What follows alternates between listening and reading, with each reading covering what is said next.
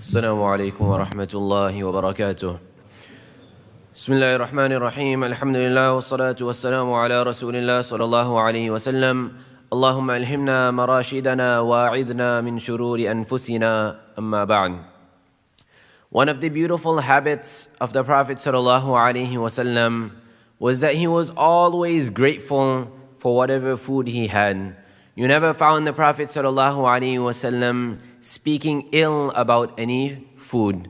The hadith of Abu Hurairah radiyallahu anhu states, ما عاب رسول الله صلى الله عليه وسلم طعاما قط إن اشتهاه أكله وإلا تركه. The Prophet sallallahu alaihi wasallam never criticized food. Subhanallah, what a beautiful habit, what a beautiful trait of our beloved Nabi sallallahu alaihi wasallam.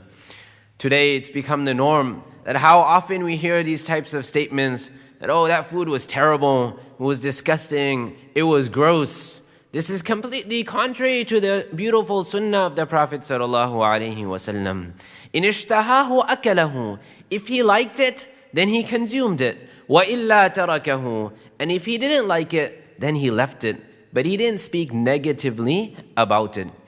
One point which is important for us to point out over here is that Nabi sallallahu alaihi wasallam, there were certain dishes, certain foods that he disliked. So for a person to not consume every type of food, there's nothing wrong with that. Naturally, sometimes a person has an aversion towards certain foods. There's nothing wrong with that so long as a person doesn't criticize it, doesn't speak negatively about it. And you find various examples of this in the hadith. Just to mention one, Abu Ayyub al-Ansari radiyallahu anhu, who was the host of the Prophet sallallahu alaihi wasallam when he migrated from Mecca to Medina. Once he sent a dish which had some garlic in it to the Prophet sallallahu alaihi wasallam.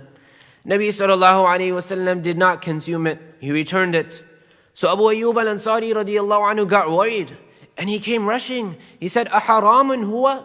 Is this garlic impermissible to consume? How come you didn't eat it?" Nabi sallallahu alaihi wasallam said, "Inni akrahu."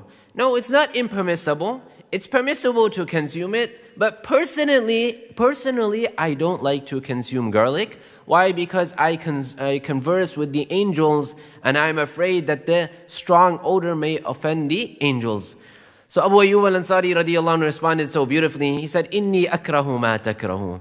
If you dislike it, then I also dislike it. If you're not going to consume it, even though it's permissible, I also personally will not consume it. So we learn from here, for a person to not like certain foods is fine, but a person should not speak negatively about them. One other common question which is brought up in this discussion is that how about if somebody is asking me for their feedback, for my feedback?